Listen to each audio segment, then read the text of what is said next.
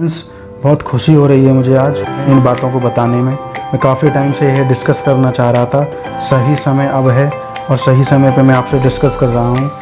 कुछ 6 बातें ऐसी हैं जो आज मैं आपसे डिस्कस करूँगा और वो 6 टिप्स आपको अपने जीवन में उतारने हैं।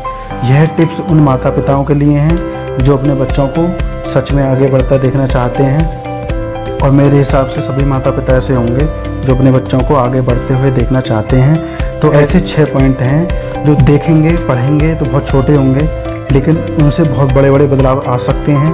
कभी ना कभी हम भी कभी स्टूडेंट थे, हम भी कभी बच्चे थे, तो हमें भी यह बात सिखाई गई होंगी। तो हमारा आज फ़र्ज़ बनता है कि हम भी अपने बच्चों को सिखाएं। तो पहला पॉइंट है, don't compare your child with others. कभी भी अपने बच्चे को दूसरे बच्चे से कभी नहीं आंकना है, कभी भी पड़ोसी के बच्चे से या शर्मा जी के बच्चे से कभी नहीं आंकना है। कभी भी उससे ये नहीं बोलना है कि उससे बेहतर प्रदर्शन करके दिखा, ऐसा कुछ नहीं बोलना है।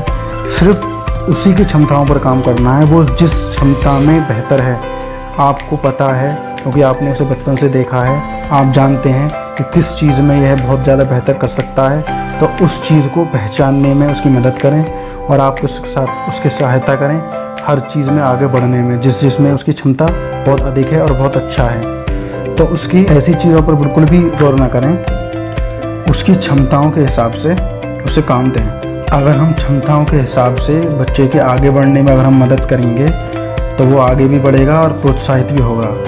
तो हम कभी भी अपनी पसंदीदा चीज़ों को उस पर ना थोपें। कभी हम ये नहीं सोचें कि मुझे ये अच्छा लगता है तो मैं अपने बच्चों को ये ही दे दूँ, मुझे डॉक्टर अच्छा लगता है या मैं चाहता हूँ कि वो इंजीनियर बने, तो मैं कभी ऐसा नहीं सोच सकता। मुझे ये भी देखना चाहिए कि वो बच्चा क्या चाहता है। तो कभी भी उसे ऐसा नहीं लगना चाहिए कि मैं उस पर अपना बोझ डाल रहा हूँ, मतलब मैं जिम्मेदारियाँ डाल रहा हूँ। तो अगर हम ऐसा करते हैं तो हमें वो रिजल्ट नहीं मिलेगा कभी भी जो हम चाहते हैं, हमेशा उसका उल्टा मिलेगा। इसलिए ऐसा कभी नहीं करें। और दूसरी बात है, ऑफ़र स्मॉल रिवॉर्ड्स।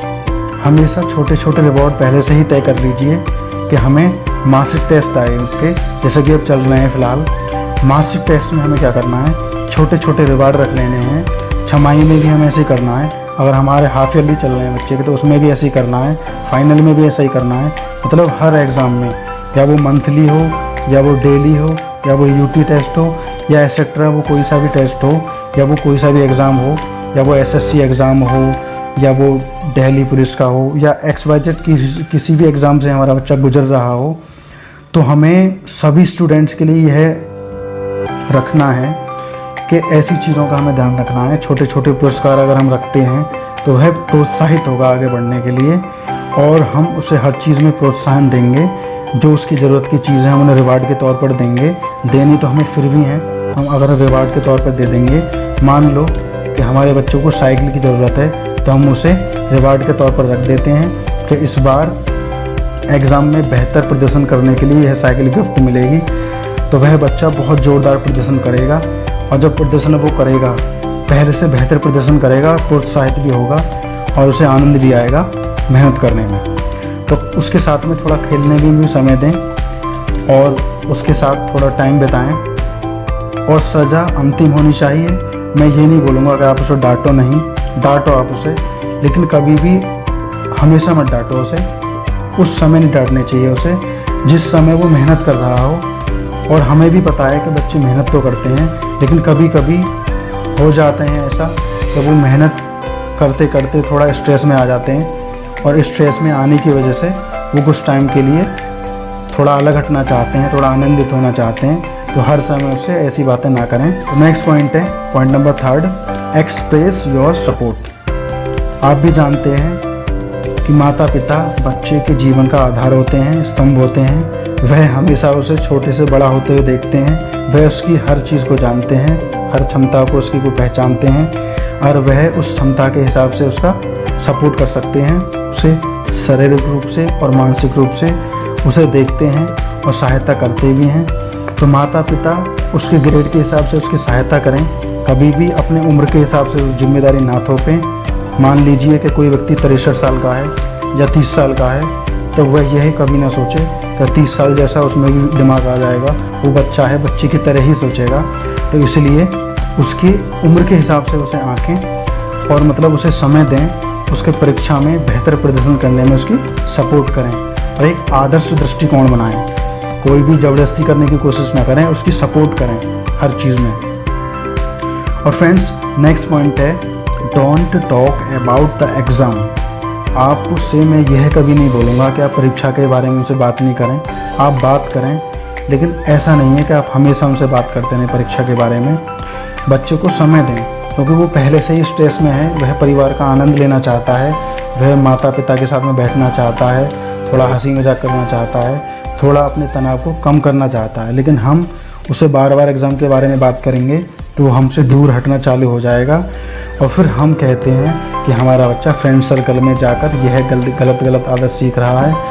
तो आप ही बताइए, अगर हम उसे बार बार पढ़ाई के बारे में या हमेशा हम इन्हीं चीज़ों के बारे में बात करते रहेंगे, कभी भी उसकी पर्सनल लाइफ के बारे में या कभी भी उससे प्यार से कभी हमने हल्की फुल्की बात की नहीं, कभी आनंदित हुए ही नहीं, तो बच्चा क्या करेगा?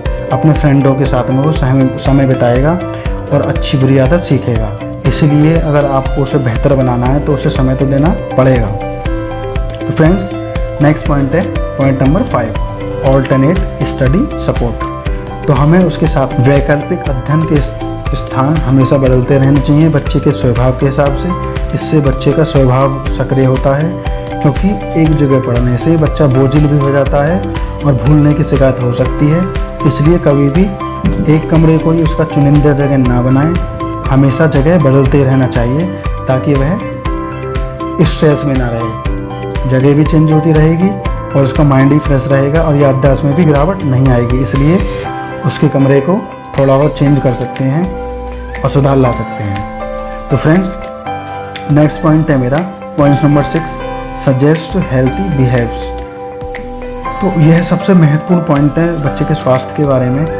स्वस्थ व्यवहार का सुझाव दें, धीरे धीरे उसके सोने की आदतों को देखें और उससे बात करें इस बारे में कि अच्छे से खाना खाया नहीं खाया है, स्वस्थ खाना खाया नहीं खाया है, स्वास्थ्य के हिसाब से पौष्टिक तत्व मिले हैं नहीं मिले हैं, व्यायाम किया है नहीं किया है आज, ठीक तरीके से आराम करना या ठीक तरीके से खाना, ज़्यादा जंक फूड तो नहीं ले रहा है। इन चीज़ों के बारे में उसे डिस्कस करना है और पर्याप्त भोजन देखना है, लिया है नहीं लिया है। दिन की शुरुआत करते समय पौष्टिक नाश्ता भी देना है, साथ में लेना है, ताकि साथ में आपको भी पता रहेगा कि वो बच्चा कुछ ले पा रहा है नहीं ले रहा है। कुछ बच्चे क्या करते हैं, खाना ठीक से नहीं खाते हैं, तो उन्हें तरह तरह के पौष्टिक आहार दें।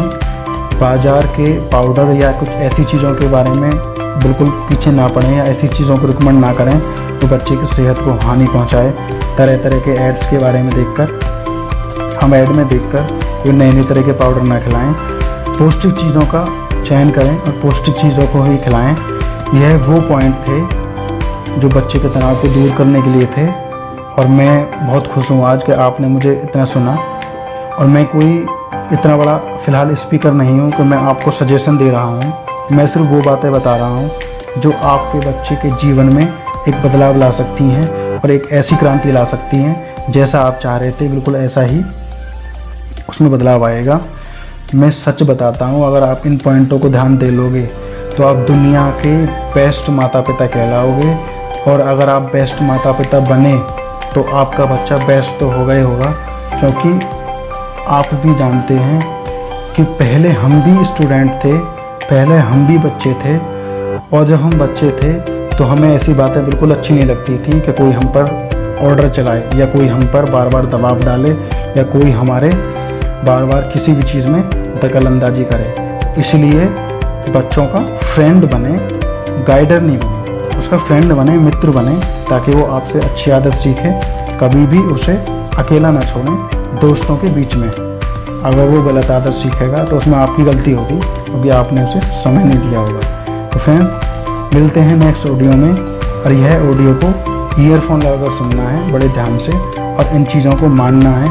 और मानने के बाद में 21 दिन तक फॉलो कीजिए, आपको 22वें दिन खुद रिजल्ट मिल जाएगा। और आप मुझे कमेंट करके ज़रूर बताइएगा कि आपको इससे कितना फ़ायदा मिला है, या कोई भी चीज़ का सजेशन देना हो तो मैं उसके लिए तैयार हूँ, आप कमेंट कर सकते हैं। तो फ्रेंड्स, मिलते हैं नेक्स्ट ऑडियो में।